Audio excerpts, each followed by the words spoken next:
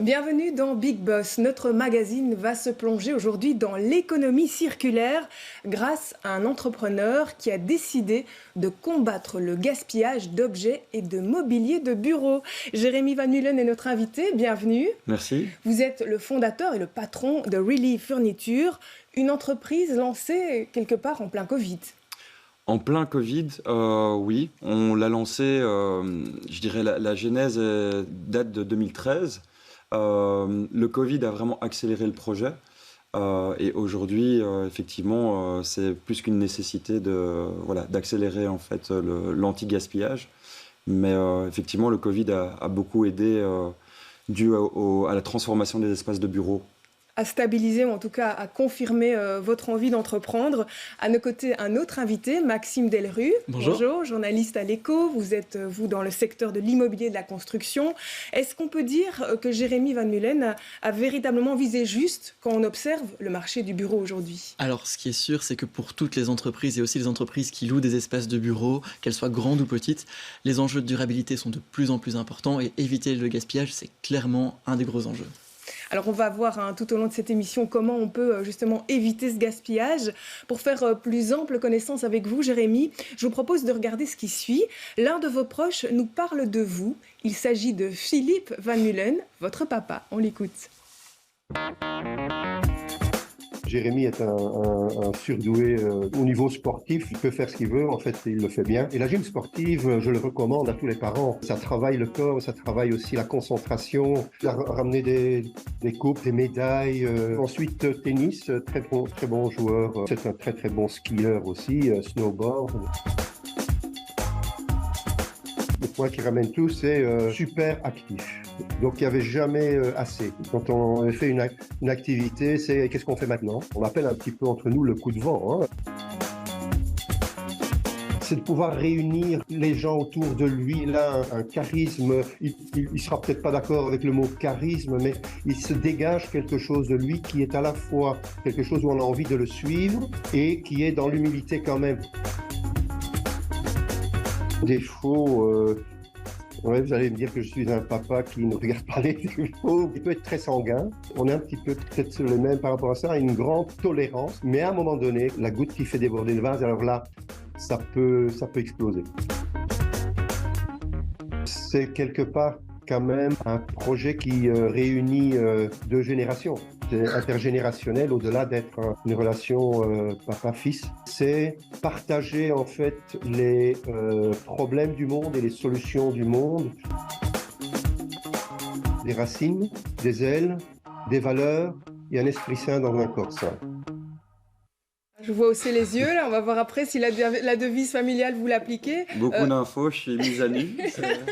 Votre papa, évidemment, est quelqu'un d'important par rapport au lancement de votre start-up. C'est lui qui vous a inspiré, c'est grâce à lui finalement que vous vous êtes dit il y a quelque chose à faire avec le gaspillage du mobilier de bureau, on peut dire ça ? Oui, et je pense que il a très bien résumé aussi. Je pense que l'origine du projet, effectivement, on y croit beaucoup, mais c'est aussi dû aux valeurs, la manière dont lui a transmis ses valeurs et il nous a éduqués je pense dans le respect humain, mais aussi dans le respect de la planète, le respect des choses. À travers notamment son association UBU, oui. C'est comme ça que lui-même, votre papa, s'est lancé et s'est dit il y a quelque chose à faire avec les entreprises. Exactement, c'est vraiment un projet qui est né un peu par hasard aussi, parce qu'à la base, son activité était vraiment dans le volontariat d'entreprise, quelque chose qui était très pionnier déjà à l'époque, en 2008. Et puis en 2013, il se fait qu'il y a eu cette nécessité en fait des associations qu'on aidait à se fournir en matériel de bureau et qu'en fait on s'est rendu compte qu'il y avait beaucoup de grosses entreprises qui avaient du surplus de matériel de bureau et qui devaient s'en débarrasser. Donc on s'est dit simplement comment simplifier un petit peu cette offre et cette demande et créer en fait le pont entre l'abondance et la rareté, ou je veux dire la demande. Donc votre père d'ailleurs aujourd'hui vous épaule toujours un petit peu, il est toujours actionnaire dans votre projet. Vous auriez pu être gymnaste professionnel de haut niveau ? Non. Non, par contre c'est vrai qu'il y a une nécessité de faire du sport. Comme il disait, un esprit sain dans un corps sain, c'est vraiment une de mes devises. Et voilà, de pouvoir être bien dans ce qu'on fait, dans le travail. C'est important de pouvoir éliminer, de pouvoir, je dirais, purger dans le sport, dans le physique, pour avoir voilà, pour être focus sur ce qu'on fait au quotidien. Et donc, justement, vous n'avez pas entamé une carrière de gymnaste professionnel, mais par contre, vous vous êtes lancé dans le marketing à la sortie, on va dire, de vos secondaires.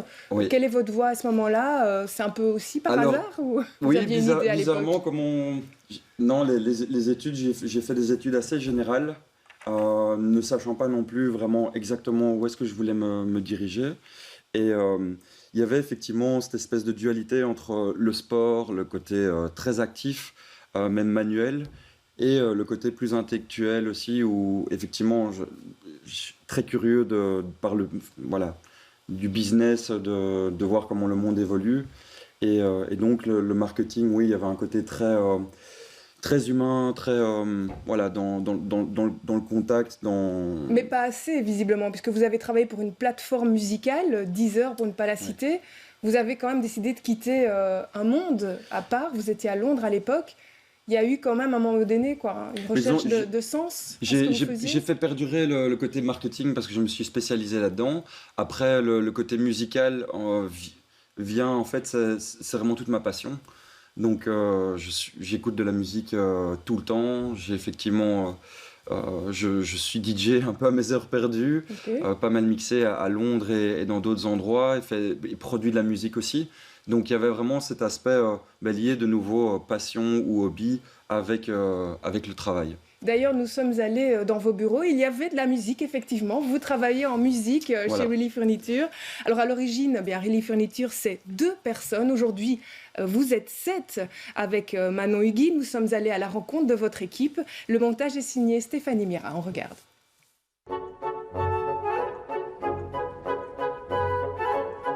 C'est un ballet pour le moins original qui s'opère au 3e étage de ce bureau bruxellois. Émile est photographe professionnel et il prépare son décor. La star du jour, c'est ce siège. C'est un gros stock, on a plus ou moins entre 500 et 600 articles, donc il y a beaucoup à prendre, c'est assez cool. L'enthousiasme d'Émile, c'est parce que tout ce mobilier était au départ destiné à la poubelle. Le propriétaire de ces chaises et autres PC a finalement décidé d'en faire don.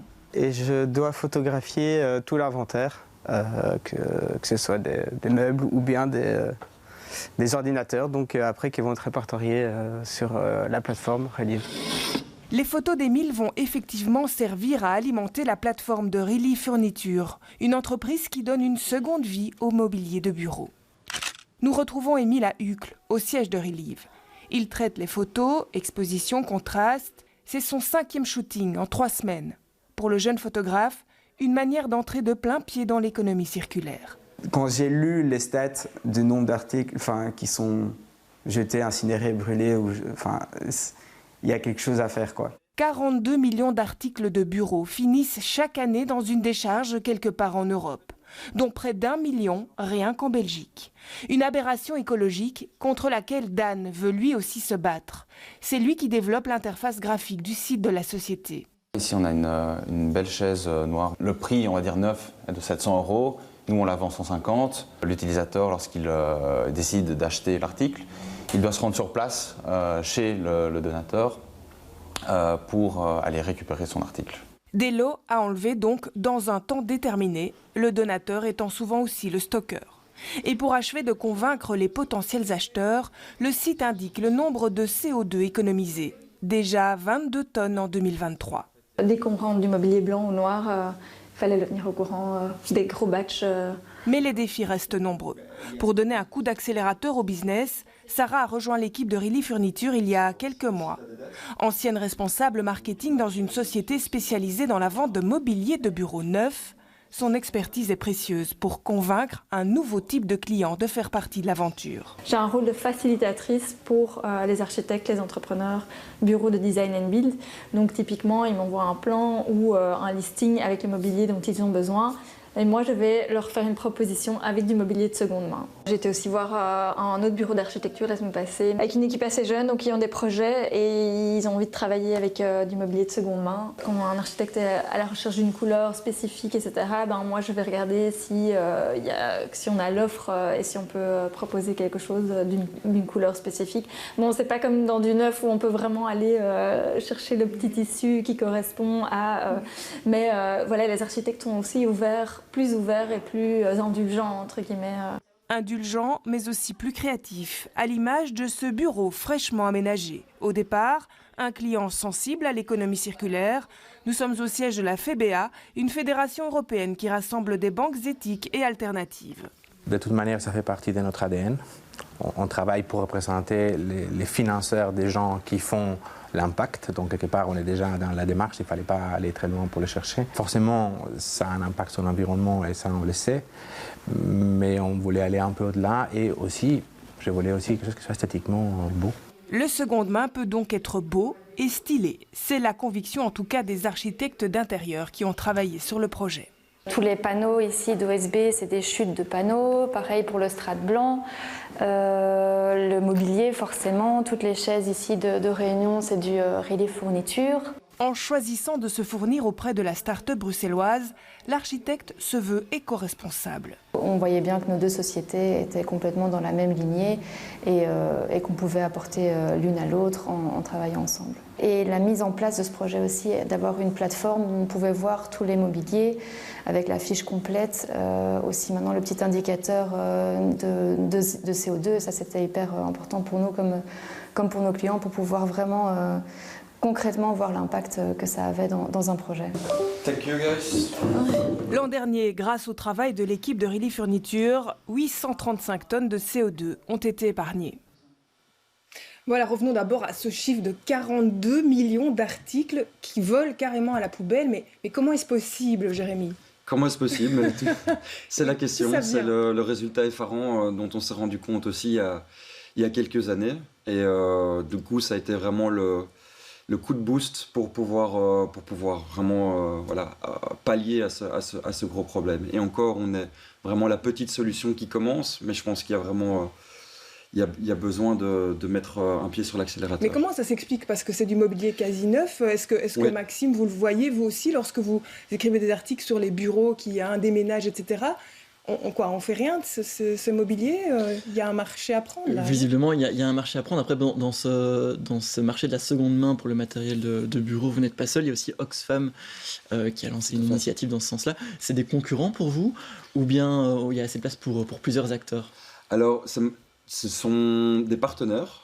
On est partenaires et concurrents, mais on est plutôt partenaires. Donc, ce qui est très chouette aussi dans cette philosophie de circulaire, c'est que on est circulaire même dans la philosophie. Donc, on essaye plutôt de travailler ensemble plutôt que séparément.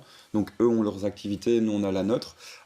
Et on se diffère d'une certaine manière de par soit le business model, soit par l'activité intrinsèque. Mais on a déjà travaillé ensemble. Fin d'année passée, ils ont récupéré près de 1000 chaises d'une opération à nous. Donc on essaie vraiment de travailler en collaboration plutôt que chacun de son côté. Comment est-ce que vous trouvez les donateurs ? Alors, on a vraiment un problème de luxe, c'est que les donateurs nous connaissent de bouche à oreille, puisque à travers Ubu et à travers Relief, maintenant le projet existe depuis près de 10 ans, et qu'on a travaillé déjà avec une 150aine d'entreprises, de grosses entreprises, qui se sont passé le mot et qui reviennent en fait chaque 5-6 ans. Parce que, aussi pour répondre à votre question, par rapport aux 42 millions d'articles qui finissent à la poubelle, on part d'un constat, en fait, si on se met dans la peau d'un facilities manager, eux sont mandatés pour pouvoir remettre les clés de l'immeuble à date X et que tout soit parti. Donc jusqu'à aujourd'hui, l'aberration, c'est qu'il n'y a pas de solution durable pour eux pour pouvoir donner une deuxième vie à ce matériel de bureau. Donc, jeter, c'est plus facile finalement, ça coûte moins cher? Jeter, c'est plus facile parce que quand on déménage et qu'on s'installe dans des nouveaux bureaux, l'espace est différent, donc c'est plus facile de tout racheter et de mettre tout le matériel sur mesure en fonction de l'espace plutôt que de prendre plic-ploc, et c'est très compliqué de devoir aussi transférer parce que les bureaux doivent être démontés et remontés de l'autre côté. Donc pour une société, c'est plus facile. Aussi parce que le mobilier de bureau, généralement, est amorti après 5 à 7 ans dans la comptabilité, donc n'a plus de valeur en tant que tel pour la société. Et donc, c'est plus facile de refaire des frais et de jeter, ou en tout cas de se débarrasser du matériel qu'on a. Alors, à l'origine, vous souteniez des associations ou des écoles qui ont besoin de ce matériel. Est-ce qu'aujourd'hui, vu le business qui est en train d'éclore et de bien fonctionner, c'est toujours aussi un modèle caritatif ou plus du tout? On garde l'ADN du projet qui est vraiment qui est né à travers les associations et le non-profit. Donc, on priorise encore aujourd'hui sur la plateforme les associations et les écoles. Donc pour un donateur, ils peuvent dire on propose d'abord à nos employés, puis aux associations, aux écoles et puis aux entreprises. Les startups les associations et les écoles ont un prix aussi privilégié. Donc ils vont payer 2 à 3 fois moins cher qu'un business. Donc pour pouvoir faire perdurer en fait l'initiative du projet qui était à la base d'aider en fait les organisations qui sont vraiment dans le besoin.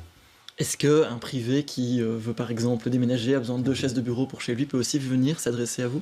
Alors on est, comme on dit, B2B, donc business to business. On s'est vraiment démarqué d'une marketplace ou d'un eBay ou d'un deuxième main pour s'adresser vraiment aux organisations.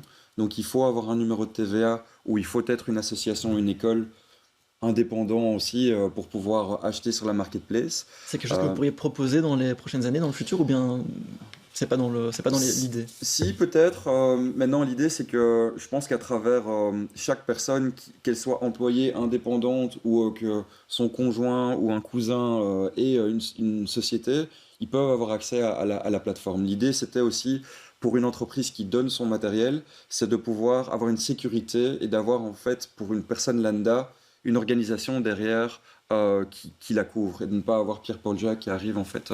Comment vous fixez finalement le prix de vos meubles? On a bien compris qu'en fonction du client ou du profil de l'acheteur, vous aviez des prix différents, mais in fine, pour vous y retrouver, comment vous fixez ce prix? Alors le prix a évolué sur les dernières années. C'est vrai qu'à la base, l'initiative du projet, le matériel était complètement gratuit. On s'est rendu compte, premièrement, que beaucoup d'organisations ne venaient pas chercher parce qu'elles n'étaient pas liées financièrement. Donc, pour une entreprise qui donne gracieusement, se retrouver avec 60% du matériel un jour avant la remise des clés, c'est très, très compliqué. Donc, on a décidé de faire payer un prix symbolique et aussi parce qu'on veut aussi, dans notre mission, revaloriser l'objet en tant que tel. Donc, psychologiquement, quand on paye un prix juste qui ne soit pas de 2 euros, mais peut-être de 40-50 euros, comme Dan le disait dans l'émission, c'est de dire 150 euros une chaise alors qu'elle en vaut 700, donc on est à 2 à 3 fois moins cher qu'un site de seconde main. Voilà, on paye un prix qui est symbolique, on fait un bon deal, et en même temps, on a du respect pour le matériel qu'on achète. Mmh. Il y a le chiffre du jour, Maxime, on va le regarder dans un instant. On va le voir s'afficher, 300 000. À quoi ça correspond, Maxime Delruy, ce chiffre? 300 000 euros, c'est votre dernière levée de fonds. C'est quand même pas mal d'argent. Qu'est-ce que vous allez financer? Qu'est-ce que vous allez faire avec cette levée de fonds? Alors la levée de fonds a été réalisée pour la bonne et simple raison qu'on veut accélérer le projet. Donc je pense qu'il y a une urgence en tout cas à ce que le projet se développe, qu'il ait le mérite d'exister, de grandir. Donc avec ces 300 000 euros, on a engagé donc une équipe, on est 7 aujourd'hui sur le payroll. On a vraiment remodélisé la marketplace pour qu'elle soit vraiment user-friendly et facile d'utilisation. Et aussi pouvoir développer notre visibilité sur Internet par du SEO, du SEA. Donc c'est tout ce qui est référencement Google. Voilà, donc l'argent a vraiment été un moteur voilà, un moteur pour pouvoir aussi s'internationaliser peut-être en 2024. C'est quoi vos prochaines cibles si vous voulez vous internationaliser? Vous voulez déménager, vous étendre où? Mais disons que Paris nous semble dans la lignée parce que c'est francophone et que de par aussi mon expérience, j'ai pas mal de contacts sur Paris, en Angleterre, à Londres typiquement aussi. Et en Hollande, on a aussi 2-3 partenaires potentiels qui pourraient nous aider à développer le marché. Des envies d'international, mais est-ce que vous êtes déjà rentable? Est-ce que vous arrivez à vous rémunérer pour le moment? On arrive à nous rémunérer grâce à la levée de fonds, grâce au bicirculaire qu'on a aussi gagné, donc on est lauréat 2022. Et on a aussi des rentrées récurrentes quand même sur les projets, puisqu'on a quand même déjà relogé plus de 1000 articles sur les 3 premiers mois. Donc on a vraiment une perspective, on grandit de jour en jour. Mais l'idée effectivement est de passer à l'international et peut-être potentiellement de refaire une série A l'année prochaine. Donc une nouvelle levée de fonds. Une nouvelle levée de fonds pour pouvoir engager aussi à l'international. Est-ce que vous vous estimez chanceux, parce qu'on entend beaucoup pour le moment que l'ambiance auprès des boîtes qui cherchent à lever de l'argent, c'est compliqué, l'ambiance est morose sur les marchés. Pourquoi on vous fait confiance à vous malgré ce climat macroéconomique qui est quand même pas évident pour l'instant? C'est une très bonne question. On a effectivement eu beaucoup de chance de lever l'année passée dans un climat vraiment un peu sous tension où les investissements sont très compliqués. Je pense qu'ici, nous, l'avantage, c'est que on a, même si on a 1 an d'existence en tant que Relive Furniture en Belgique, on a déjà prouvé que le projet fonctionne, qu'il y a une réelle nécessité à le faire grandir. Et on a surtout aussi eu des grosses négociations avec les investisseurs actuels à ne peut-être pas percevoir une rentabilité à du x6, x7 dans 6 ans, peut-être du x2, x3, mais qui a un réel impact derrière. Donc je pense que là, on essaye aussi de faire changer les mentalités sur les investissements plutôt business sociaux. Donc on peut être une entreprise circulaire dans une démarche positive, on va le dire, en termes de social et environnemental, et être rentable aussi. C'est 2 mondes qui peuvent coïncider. Tout à fait. C'est ce qu'on essaie de prouver aujourd'hui, c'est de pouvoir montrer qu'aujourd'hui on peut faire du bien à la planète tout en étant profitable et scalable. Alors, une image à présent pour illustrer un thème d'actualité. La région, effectivement, a signé un Green Deal. On va voir ici une des pistes pour décarboner la logistique. Eh bien, c'est par exemple d'assurer le dernier kilomètre avec des vélos cargo. Donc ce Green Deal, il a été signé avec une 50aine d'entreprises cette semaine, prêtes à s'engager sur la voie d'une logistique urbaine durable. Alors, est-ce que ça peut vous inspirer, vous? Parce que pour l'instant, on est d'accord, tout ce qui est venir chercher le mobilier ou le stocker, c'est pas vous qui vous en occupez officiellement. Non, on travaille nous en flux tendu, donc un bénéficiaire quand il vient sur la plateforme, il achète, il a une date et heure d'enlèvement et vient normalement chercher son matériel à l'entreprise. Maintenant on propose évidemment un service de livraison qui peut être pour des petites ou grandes quantités. Maintenant, c'est vrai que c'est aussi un de nos enjeux pour rester cohérent avec notre initiative de réutilisation, c'est de pouvoir travailler sur la proximité. Donc typiquement, on ne sera pas un Vinted où on pourra commander du matériel en Espagne et le faire livrer en Belgique. On restera sur la proximité. On va faire même de la promotion, je pense, sur la plateforme en disant si vous achetez en fait dans les 5 km, vous avez peut-être 10% de réduction. Cette idée d'achat malin et de proximité pour avoir un impact aussi au niveau de la mobilité. Mais si on se met du côté du client acheteur, on voit aussi qu'il y a des architectes. Vous voulez défendre ce modèle-là aussi, d'inviter des architectes à utiliser votre mobilier. Eux, ils ne vont pas venir chercher ce mobilier chez vous. Donc là, il y a quand même un gap. C'est pour ça qu'on a ce système de livraison qui est mis en place où on sous-traite avec des personnes... avec des sociétés qui sont récurrentes et qui sont devenues vraiment partenaires. Et qui sont durables aussi, comme vous? Après, c'est très compliqué d'être 100% durable ou 100% électrique ou écologique dans le transport. Donc, on a des petites camionnettes qui sont 0% émissions. Mais disons qu'on fait aussi très attention à ça en n'utilisant pas de plastique pour emballer le matériel, mais plutôt des couvertures. Donc on essaie d'être le plus attentif possible, en tout cas aux partenaires qu'on choisit aussi. Est-ce que ça ne joue pas un peu contre vous, cette logique de flux tendu? Est-ce qu'il n'y aurait pas un atout quelque part à proposer, ou en tout cas à disposer d'un lieu de stockage qui permettrait de dire, voilà, on récupère les meubles de bureau des entreprises qui veulent s'en débarrasser, et on a un buffer, une période tampon de quelques mois pour trouver des clients. Oui, on a certains endroits où on peut stocker du matériel. Donc on a typiquement notre showroom Relieve à la Botanic Tower. On a aussi des partenaires avec lesquels on travaille qui ont de l'espace pour pouvoir stocker le matériel en tant que buffer, comme tu disais. Mais on essaye un maximum de travailler en flux tendu pour éviter aussi ce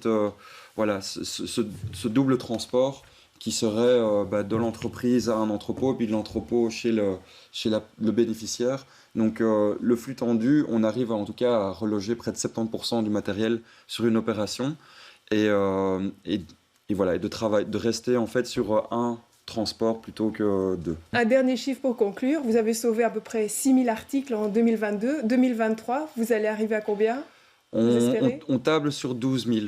12 000 articles Ouais, sur 17 000 en tout, et puis avec ces 70%, donc d'avoir 12 000 qui sont réellement, qui trouvent réellement une deuxième vie, et puis le reste qui est recyclé plutôt qu'incinéré. Très bien. Jérémy Van Mullen, merci d'être venu nous parler de Relieve Furniture. Maxime Delru également, merci pour votre expertise. Merci. Quant à nous, on se retrouve dans un mois avec un nouveau Big Boss.